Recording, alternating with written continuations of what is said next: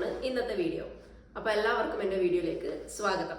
യുഎസിലെ ഇന്റർനാഷണൽ സ്റ്റുഡൻസിന് മെയിൻ ആയിട്ട് പൈസ പോകുന്നത് ഹെൽത്ത് ഇൻഷുറൻസിലേക്കാണ്. യുഎസിൽ ഇൻഷുറൻസ് ഇല്ലാതെയുള്ള ഒരു ലൈഫ് ഭയങ്കര ഡിഫിക്കൽട്ട് ആണ്. അതുകൊണ്ട് തന്നെ യൂണിവേഴ്സിറ്റി തന്നെ ഹെൽത്ത് ഇൻഷുറൻസ് പ്രൊവൈഡ് ചെയ്യും. എന്നാൽ ചില യൂണിവേഴ്സിറ്റീസ് ഹെൽത്ത് ഇൻഷുറൻസ് പുറത്തുനിന്ന് പർച്ചേസ് ചെയ്യാനും അനുവദിക്കും. ഓബേൺ യൂണിവേഴ്സിറ്റിയിലാണെങ്കിൽ $2000 ആണ് ഏകദേശം ബില്ല് വരിക, ഹെൽത്ത് ഇൻഷുറൻസ് ബില്ല്. എന്നാൽ അത് നമ്മൾ ഡയറക്റ്റ് ആയിട്ട് ഒന്നിച്ചടക്കേണ്ടതല്ല, 6 മാസം കൂടുമ്പോൾ, അതായത് ഇയർലി 2 പ്രാവശ്യമാണ് ഇൻഷുറൻസ് അടക്കേണ്ടത്. Blue Cross, Blue Shield, United Health എന്നിവയാണ് ഹെൽത്ത് ഇൻഷുറൻസ് പ്രൊവൈഡ് ചെയ്യുന്ന യുഎസിലെ മെയിൻ ആയിട്ടുള്ള കമ്പനികൾ. ഇനി നമ്മൾ നോക്കാൻ പോകുന്നത് ഇൻഷുറൻസ് എടുത്തതിന് ശേഷം ഫസ്റ്റ് ടൈം ഹോസ്പിറ്റലിൽ പോകുമ്പോൾ എന്തൊക്കെ ശ്രദ്ധിക്കണം എന്നതിനെ കുറിച്ചാണ്. നമ്മൾ ഫസ്റ്റ് ടൈം ഇൻഷുറൻസ് എടുത്ത് ഹോസ്പിറ്റലിലേക്ക് പോകുമ്പോൾ നമ്മൾ ആദ്യം നോക്കേണ്ട കാര്യം, നിങ്ങൾ പോകുന്ന ഹോസ്പിറ്റലും അല്ലെങ്കിൽ ക്ലിനിക്കും ഡോക്ടറും നിങ്ങൾ എടുത്തിരിക്കുന്ന ഇൻഷുറൻസ് പ്രൊവൈഡർ നെറ്റ്വർക്കിന്റെ ഉള്ളിലാണോ വരുന്നത് എന്ന് ഉറപ്പുവരുത്തണം. അതിനായി നിങ്ങൾ ആ ഹോസ്പിറ്റലിന്റെയോ ക്ലിനിക്കിന്റെയോ വെബ്സൈറ്റിൽ പോയി നോക്കാവുന്നതാണ്. അല്ലെങ്കിൽ നിങ്ങൾക്ക് ഡയറക്റ്റ് ആയി ക്ലിനിക്കിൽ വിളിച്ച് അന്വേഷിക്കാം. അടുത്ത് നമ്മൾ നോക്കാൻ പോകുന്നത് കോപ്പയെ കുറിച്ചിട്ടാണ്. കോപ്പ എന്ന് നിങ്ങൾ കേട്ടിട്ടുണ്ടോ? കോപ്പ എന്ന് വെച്ചാൽ നമ്മൾ ഹോസ്പിറ്റലിൽ പോകുമ്പോൾ ഒരു ഫിക്സഡ് എമൗണ്ട് പേ ചെയ്യേണ്ടി വരും. അതായത് ഉദാഹരണത്തിന് $25 ആയിരിക്കാം, ഇല്ലെങ്കിൽ ഒരു $40 ആയിരിക്കാം. ആ എമൗണ്ട് നമ്മൾ ഫസ്റ്റ് തന്നെ പേ ചെയ്ത് കഴിഞ്ഞാൽ പിന്നെ നമുക്ക് അവിടെ ഹോസ്പിറ്റലിൽ എക്സ്ട്രാ എമൗണ്ട് ഒന്നും പേ ചെയ്യേണ്ടി വരില്ല.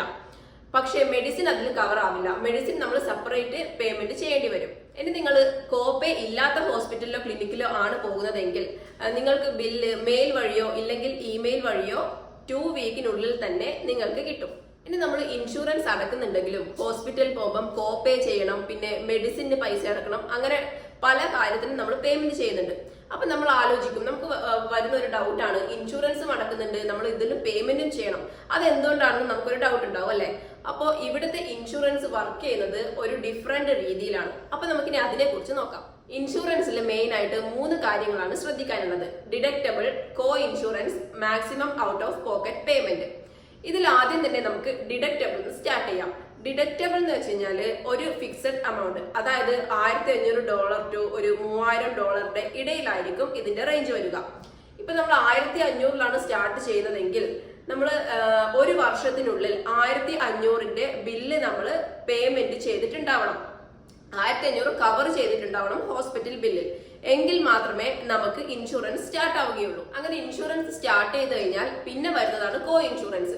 ഇപ്പൊ കോ ഇൻഷുറൻസ് സ്റ്റാർട്ട് ചെയ്യുന്നത് 20 to 40% ടോട്ടൽ എമൗണ്ടിന്റെ 20% നമ്മൾ പേയ്മെന്റ് ചെയ്യണം. ബാക്കി 80% ഇൻഷുറൻസ് കവർ ആകും. അതാണ് ഈ കോ ഇൻഷുറൻസ് എന്ന് പറയുന്നത്. ഇനി വരുന്നതാണ് maximum out of pocket payment.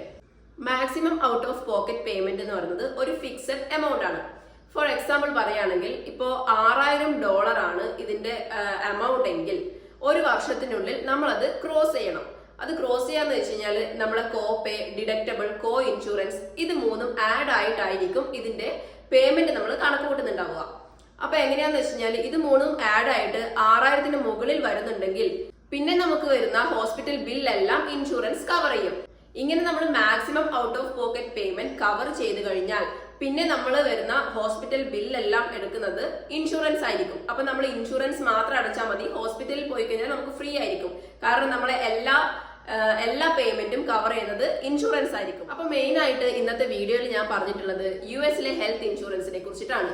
Health insurance എന്താണെന്നും പിന്നെ copay, deductible, coinsurance, maximum out of pocket payment എന്നതിനെ കുറിച്ചിട്ടാണ് ഇന്നത്തെ വീഡിയോ ഉണ്ടായത്.